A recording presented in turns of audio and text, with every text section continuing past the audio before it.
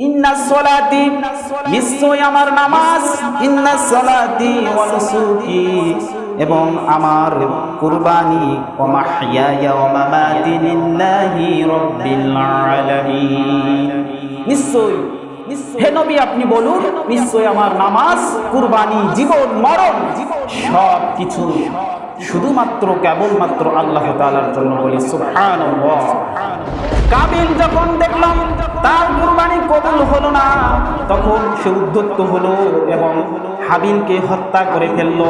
আমরা দুনিয়ার চাকচিক্য এবং লোভ লালসা এমনভাবে আমাদের মধ্যে গ্রাস করেছে, আমাদের মধ্যে আটকে পিষ্টে ধরেছে যে এখন আল্লাহু আকবার সুবহানাল্লাহ বলতে গেলে আমরা বিচার বিশ্লেষণ করে দেখি যে এটার মধ্যে আমার দুনিয়ার কি স্বার্থ রয়েছে, আমি টাকা পাবো না পয়সা পাবো।